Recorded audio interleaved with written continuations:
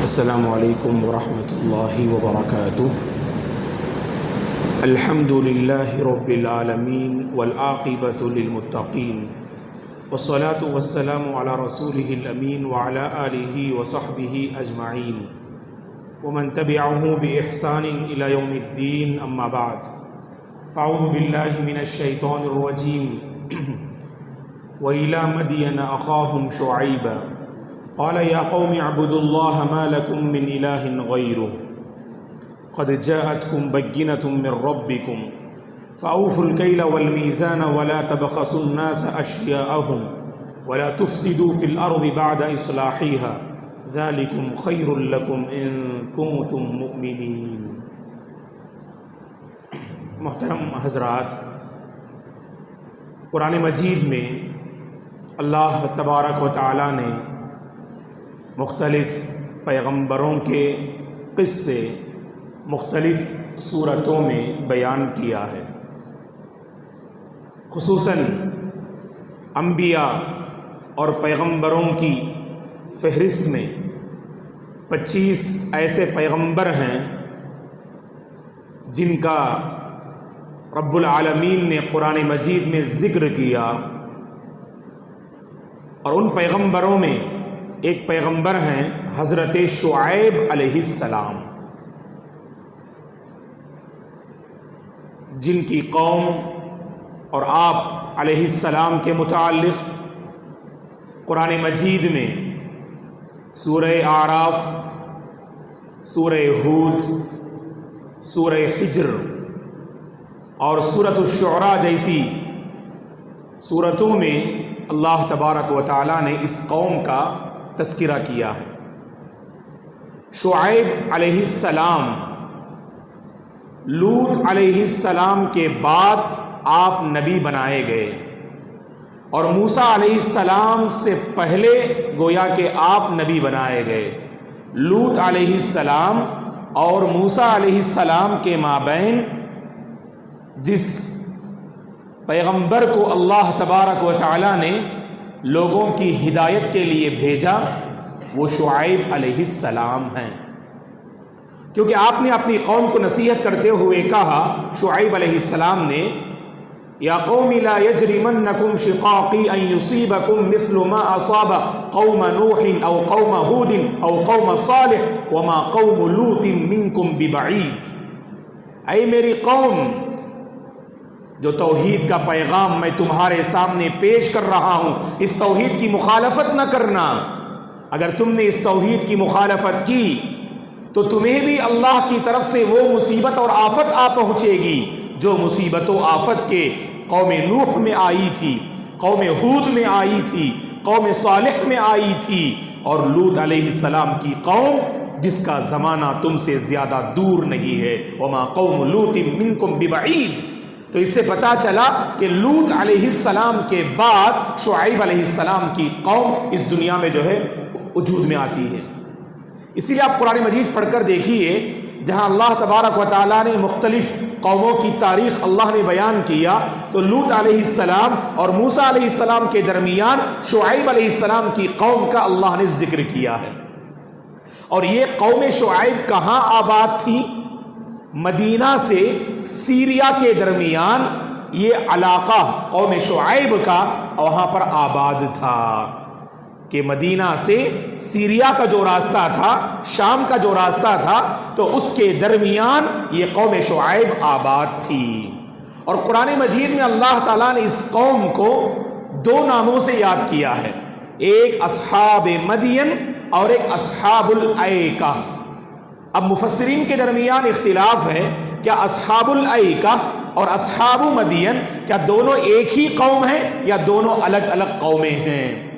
اکثر مفسرین کی رائے یہ ہے کہ اصحاب الایکہ اور اصحاب مدین یہ دونوں ایک ہی جو ہے قوم کے الگ الگ نام ہیں، اور عربی زبان میں ایکہ کا مطلب ہوتا ہے جنگل کو کہتے ہیں، اور جو درختوں کے جھنڈ اور گھنے درخت جہاں موجود ہوں ایسے علاقے کو ایکہ کہتے ہیں۔ تو گویا کہ جن لوگوں نے یہ کہا کہ یہ دونوں ایک ہی قوم تھی، گویا کہ مدین جو علاقے کا نام تھا، اس مدین نامی بستی میں کچھ جنگلات تھے اور کچھ گھنے درخت تھے، تو گویا کہ وہی قوم شعیب کی قوم تھی۔ اور بعض اہل علم کی رائے یہ ہے کہ قوم جو ہے مدین الگ اور اصحاب الایکہ الگ، لیکن دونوں قوم کی جانب حضرت شعیب علیہ السلام کو اللہ نے نبی بنا کر بھیجا۔ اور اس سلسلے میں ایک حدیث پیش کرتے ہیں، امام ابن ابی حاتم رحمہ اللہ نے علل الحدیث میں اس حدیث کو نقل کیا ہے۔ عبداللہ بن عمرو بن العاص رضی اللہ عنہما فرماتے ہیں کہ اللہ کے نبی صلی اللہ علیہ وسلم نے اصحاب الایکہ اور اصحاب مدین دونوں کو الگ الگ قومیں قرار دیا، اور دونوں ہی کی جانب حضرت شعیب علیہ السلام کو اللہ تعالی نے نبی بنا کر بھیجا، لیکن وہ حدیث سند کے اعتبار سے ضعیف ہے۔ اس لیے اکثر مفسرین کی رائے یہ ہے کہ اصحاب الایکہ اور اصحاب مدین یہ قوم شعیب یعنی شعیب علیہ السلام کی قوم تھی۔ اب شعیب علیہ السلام اور موسیٰ علیہ السلام، کیا ان دونوں کے درمیان کوئی رشتہ تھا؟ تو اکثر مفسرین نے کہا کہ ہاں رشتہ تھا۔ شعیب علیہ السلام کی بیٹی سے موسیٰ علیہ السلام کا نکاح ہوا۔ مشہور واقعہ آپ جانتے ہیں کہ شعیب علیہ السلام کی جو ہے دو بیٹیاں جو اپنے ساتھ ڈول لے کر جو ہے کنارے ٹہری ہوئی تھیں، موسیٰ علیہ السلام جب مدین پہنچتے ہیں تو وہاں پر جو ہے ان دو لڑکیوں کی آپ مدد فرماتے ہیں، تو پھر حضرت شعیب علیہ السلام کے پاس آپ پہنچتے ہیں، تو پھر سبحان اللہ آپ کے اخلاق سے، امانت داری سے، دیانت داری اور شجاعت سے متاثر ہو کر آپ جو ہے نکاح کا جو ہے پیغام اپنی بیٹیوں میں سے ایک بیٹی کا جو ہے نکاح کا پیغام آپ کی خدمت میں پیش کرتے ہیں اور آپ اسے قبول کرتے ہیں۔ تو کہا کہ موسیٰ علیہ السلام حضرت شعیب علیہ السلام کے داماد تھے۔ بعض اہل علم نے کہا کہ نہیں، موسیٰ علیہ السلام کے جو سسر ہیں یہ شعیب علیہ السلام نہیں، بلکہ شعیب علیہ السلام کے جو بھتیجے ہیں، جن کو یعنی امام ابن کثیر رحمۃ اللہ علیہ نے شیخ مدین سے تعبیر کیا، مدین کے ایک بوڑھے شخص، یہ کون تھے؟ شعیب علیہ السلام کے بھتیجے تھے، لیکن صحیح رائے یہ ہے کہ شعیب علیہ السلام کی بیٹی سے حضرت موسیٰ علیہ السلام کا نکاح ہوا۔ اب آئیے معلوم کرتے ہیں کہ قرآن مجید میں اللہ تعالیٰ نے مختلف مقامات پر جو اس قوم کا تذکرہ کیا ہے، اس قوم کے اندر 4 برائیاں موجود تھیں۔ قوم شعیب میں جب قرآن مجید کو ہم پڑھتے ہیں تو 4 برائیاں اس قوم میں موجود تھیں۔ سب سے پہلی برائی جو ہر قوم میں یہ برائی پائی جاتی تھی، اور اس برائی کو مٹانے اور ختم کرنے کے لیے اللہ تعالیٰ نے انبیاء کو مبعوث فرمایا۔ وہ برائی کیا تھی؟ شرک کی برائی، اور توحید کے خلاف زندگی بسر کر رہے تھے۔ اسی لیے جب شعیب علیہ السلام نے اپنی قوم کو شرک سے آگاہ کیا، توحید کا پیغام ان کی خدمت میں پیش کیا، تو قوم شعیب نے کہا، اے شعیب، ایسا لگتا ہے کہ جو تم نماز پڑھ رہے ہو یہی نماز تمہیں یہ توحید کا پیغام دے رہی ہے، اور ہمارے اپنے آباء و اجداد کو جس طریقے پہ ہم نے پایا تو گویا کہ اس طریقے کے خلاف تمہاری یہ نماز جو ہے دعوت دے رہی ہے۔ قالوا یا شعیب اصلاتک تأمرک ان نترک ما یعبد آباؤنا، ہم نے اپنے باپ دادا کو جس طریقے پہ پایا، آپ کی نماز جس توحید کا پیغام دے رہی ہے، آپ کی نماز کی خاطر کیا ہم جو ہے اس پرانی روش کو چھوڑ دیں، اپنے آباء و اجداد کے پرانے طریقے کو چھوڑ دیں؟ تو پتہ کیا چلا کہ قوم شعیب بت پرستی میں مبتلا تھی، اور یہ بت پرستی انہوں نے اپنے آباء و اجداد سے پایا۔ قوم نوح، قوم ہود، قوم صالح اور قوم لوط، جو شعیب علیہ السلام سے پہلے یہ اہم قومیں گزری تھیں، اور ان تمام قوموں کا آپ جو ہے دراسہ کر کے جائزہ لے کر دیکھیے، آپ کو اندازہ ہوگا ان اقوام میں جو مشترکہ جو برائی تھی وہ یہی جو ہے شرک کی برائی تھی۔ تو سب سے پہلی برائی شرک کی برائی، اور دوسری برائی جو اس قوم میں موجود تھی، جو بعض قوموں میں یہ برائی نظر آتی ہے، اپنے نبی کا انہوں نے مذاق اڑایا، اور نبی کا مذاق اڑانا یہ اہل کفر کی پہچان رہی ہے۔ اللہ کے نبی کا بھی مذاق اڑایا مشرکین نے، نوح علیہ السلام کا بھی مذاق اڑایا قوم نوح نے، صالح علیہ السلام کا بھی مذاق اڑایا قوم سمود نے، لوط علیہ السلام کا بھی مذاق اڑایا قوم لوط نے، تو شعیب علیہ السلام کا بھی مذاق اڑایا آپ کی قوم نے۔ کیا کہا؟ اے شعیب، جانتے ہیں آپ کہ آپ ہمارے مابین زندہ کیوں ہیں؟ اللہ نے سورہ ہود میں نقل کیا، لولا رہتک لرجمناک، کہا قوم شعیب نے اگر آپ کا خاندان نہ ہوتا تو ہم آپ کو پتھر مار کے ختم کر دیتے، آپ زندہ ہیں تو کس لیے؟ آپ کا خاندان آپ کو بچا رہا ہے۔ تو فوری طور پر شعیب علیہ السلام نے اپنی قوم کو نصیحت کرتے ہوئے فرمایا، یا قومی ارہتی اعز علیکم من اللہ، اے میری قوم، کیا اللہ سے زیادہ میرے خاندان کی تمہارے پاس عزت ہے؟ اللہ کی عزت نہیں، اللہ کی لاج نہیں، اللہ کی لاج رکھتے ہوئے توحید کو اپنا لو۔ تم تو بتا رہے ہو کہ میرا خاندان ہے اس لیے تم نے مجھے چھوڑ رکھا ہے، اللہ کو بھول گئے تم۔ وَاتَّخَذْتُمُوهُ وَرَاءَكُمْ ظِهْرِيًّا، اور تم نے پروردگار کو پسے پشت ڈال دیا، اپنی پیٹھ پیچھے تم نے پروردگار کو ڈال دیا۔ تو ایسے مذاق اڑانے لگے اور کہا آپ تو بہت ضعیف ہیں ہمارے درمیان، آپ کی کوئی ویلیو نہیں، آپ کی کوئی حیثیت نہیں، آپ کا خاندان ہے جس کی وجہ سے ہم نے آپ کو چھوڑ رکھا ہے۔ ایسا مذاق اڑانے لگے قوم شعیب علیہ السلام کا۔ تو دوسری برائی کیا تھی؟ اپنے نبی کا مذاق اڑانا۔ اور تیسری برائی اس قوم میں یہ تھی، تیسری برائی اپنے مال کو بڑھانے کے لیے لوگوں کے مال کو ہڑپ لیا کرتے تھے، راستے میں انتظار کرتے، کوئی باہر سے تجارت کا قافلہ گزرتا، تجارت کی کوئی جماعت گزرتی، فوری طور پر جا کے اس پہ اٹیک کرنا اور وہاں جو مال موجود ہوتا اس مال کو اپنے قبضے میں کر لینا۔ وَلَا تَقْعُدُوا بِكُلِّ صِرَاطٍ تُوعِدُونَ وَتَصُدُّونَ عَن سَبِيلِ اللَّهِ مَنْ آمَنَ بِهِ وَتَبْغُونَهَا عِوَجًا، اللہ تبارک و تعالیٰ نے سورہ اعراف میں اس برائی کو جو ذکر کیا ہے۔ تو لوٹ مار کرنے والی قوم تھی یہ، اپنے مال کو بڑھانا بس مقصود تھا، اور مال کو بڑھانے کے لیے جو راستے ہو سکتے ہیں، خواہ وہ جائز ہو یا ناجائز، سب کو انہوں نے اپنایا۔ تو کہا یہ جو تیسری برائی تھی، راستے میں لوگوں کے مال کو ہڑپ لیا کرتے تھے۔ اور چوتھی برائی غور سے سنیے گا، جو آج اس درس سے اس چوتھی برائی کو رکھ کر جو ہم پیغام آپ تمام کی خدمت میں پیش کرنا چاہتے ہیں وہ بہت اہم ہے۔ چوتھی برائی اس قوم میں یہ تھی کہ یہ قوم ناپ تول میں کمی کیا کرتی تھی، اور پچھلی قوموں میں سب سے زیادہ اللہ نے اسی قوم کے متعلق کہا وَيْلٌ لِّلْمُطَفِّفِينَ۔ 30واں پارہ پڑھتے ہیں نا آپ لوگ، عَمَّا يَتَسَاءَلُونَ عَنِ النَّبَإِ الْعَظِيمِ، وہ 30واں پارہ اٹھا کے پڑھیے، اس میں پو پارہ کے بعد جو سورت ہے سورہ مطففین، اور اس سورت کا مطلب ہی کیا ہے؟ المطففین کا، ناپ تول میں کمی کرنے والی قوم۔ اللہ تعالیٰ نے ایسے لوگوں کے متعلق کہا وَيْلٌ لِّلْمُطَفِّفِينَ، تجارت کرتے ہوئے، کاروبار کرتے ہوئے، لین دین کرتے ہوئے جو ناپ تول میں کمی کرتے ہیں، ایسے لوگوں کے لیے بربادی ہے۔ اور ان کی پہچان کیا تھی؟ جب لوگوں سے لیتے تو اپنا پورا حق لیتے تھے، اور جب لوگوں کو دیتے تو گھٹا کر دیتے تھے۔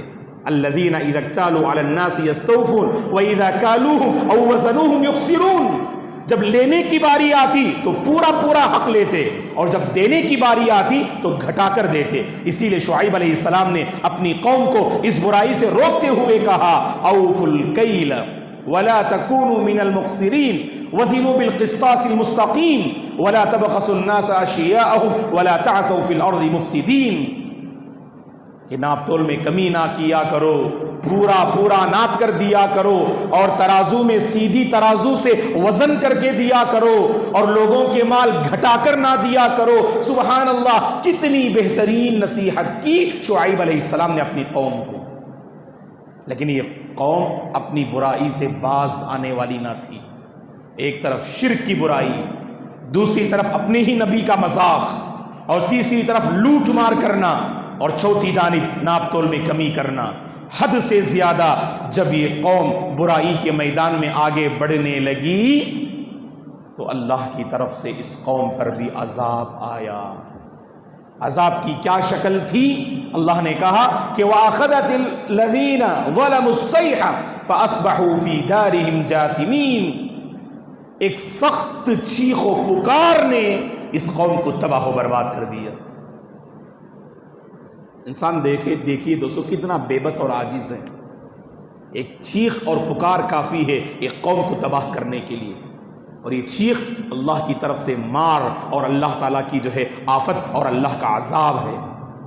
فَكُلًّا أَخَذْنَا بِذَنبِهِ فَمِنْهُمْ مَنْ أَرْسَلْنَا عَلَيْهِ حَاصِبًا وَمِنْهُمْ مَنْ أَخَذَتْهُ الصَّيْحَةُ، اللہ نے اس آیت میں کہا ایک ایسی قوم جس کو چیخ و پکار نے ختم کر کے رکھ دیا، اور یہ کون سی قوم ہے؟ شعیب علیہ السلام کی قوم۔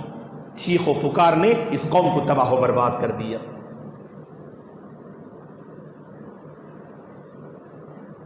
تو دوستو اس قوم کے بارے میں جو کچھ ہم نے جانا، تو مقصد کیا ہے؟ جو اس قوم سے میرے اور آپ کے لیے جو عبرت کا سامان ہے، اپنے معاملات کو صاف رکھا کریں، اپنے معاملات کو صاف رکھا کریں۔ مالی مسائل میں میرا دامن بھی صاف رہے اور ہر مسلمان کا دامن بھی صاف رہے۔ مالی معاملات میں دھوکہ دہی سے باز آئیں، ناپ تول میں کمی کرنے سے، ڈنڈی مارنے سے، لوگوں کو دھوکہ دینے سے پرہیز کریں، کیونکہ اس سے بظاہر مال میں اضافہ ہوگا لیکن اللہ کی مار آئے گی اور اللہ کی طرف سے جو ہے عذاب آئے گا دوستو۔ اور آخر بات یہ ہے، عموماً ناپ تول میں کمی کرنے والا کیا سمجھتا ہے کہ میں نے ناپ تول میں کمی کر دیا تو سامنے والے کو کوئی اندازہ نہیں ہوا، اس نے آپ سے 2 کلو چاول کا مطالبہ کیا، آپ جو ہے اس انداز سے تول کر وزن کر کے دے رہے ہیں گویا کہ 2 کلو ہے، جبکہ 1 کلو 800 گرام آپ دے رہے ہیں۔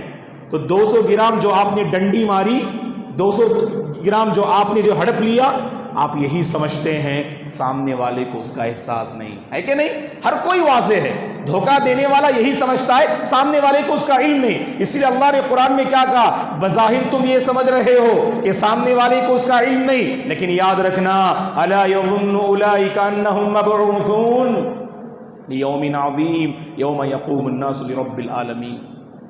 ایسے ڈنڈی مارنے والے، لوگوں کو بظاہر دھوکہ دینے والے، کیا ان کا یہ عقیدہ نہیں کہ کل قیامت کے دن دوبارہ زندہ کیے جائیں گے، اس عظیم دن کے لیے جس دن ساری انسانیت اللہ کے سامنے کھڑی ہوگی اور اللہ کے پاس ہمیں پائی پائی کا حساب دینا ہوگا، ایک ایک درہم، دینار اور ایک ایک پیسے اور روپیے کا ہمیں حساب دینا ہوگا دوستو۔ اسی لیے پیسوں کے معاملات میں اپنے دامن کو ہمیشہ صاف رکھا کیجیے۔ شیطان اسی پیسوں کے راستے سے بہت سوں کے ایمان کا جو ہے سودا کرتا ہے اور بہت سوں کے ایمان کو خریدنے کی کوشش کرتا ہے۔ اللہ سے ہماری دعا ہے اللہ تبارک و تعالی قرآن مجید میں اقوام بعیدہ، پچھلی قوموں کی جو تاریخ اس نے بیان کی ہے اور بیان کرنے کا جو اللہ کا عظیم مقصد ہے، تاکہ ہم اسے جانیں اور جان کر اپنے اندر بدلاؤ لائیں، نصیحت کے کچھ سامان ہم لے کے جائیں۔ اللہ تعالیٰ اس مقصد کو حاصل کرنے کی ہم سب کو توفیق عطا فرمائے۔ قوم شعیب میں جو برائیاں تھیں، گویا کہ شرک اور نبی کا مذاق اڑانا، لوٹ مار کرنا، ناپ تول میں کمی کرنا، ان 4 برائیوں سے اللہ تبارک و تعالی ہم سب کی حفاظت فرمائے، توحید پر قائم رکھے، عدل و انصاف پہ قائم رکھے۔ اللہ تبارک و تعالی امانت داری اس صفت کو اپنانے کی ہم سب کو توفیق عطا فرمائے، عظیم اخلاق کا پابند بنائے اللہ تبارک و تعالی، اور جو برے اخلاق ہمارے اندر پائے جاتے ہیں اس رمضان کی بدولت، اللہ تبارک و تعالی ان برے اخلاق کو جاننے، پہچاننے، ان کا اعتراف کرنے اور ان برے اخلاق سے اپنے دامن کو بچانے اور پاک کرنے کی اللہ تعالی ہم سب کو توفیق عطا فرمائے۔ جب تک اللہ اس دنیا میں ہم سب کو باقی رکھے، عظیم اخلاق پر باقی رکھے اور انہی عظیم اخلاق پر ہم سب کو خاتمہ نصیب فرمائے، آمین۔ اقول قولی ھذا واستغفر اللہ لی ولکم ولسائر المسلمین من کل ذنب فاستغفروہ انہ هو الغفور الرحیم۔ سبحانک اللہم وبحمدک اشہد ان لا الہ الا انت استغفرک واتوب الیک۔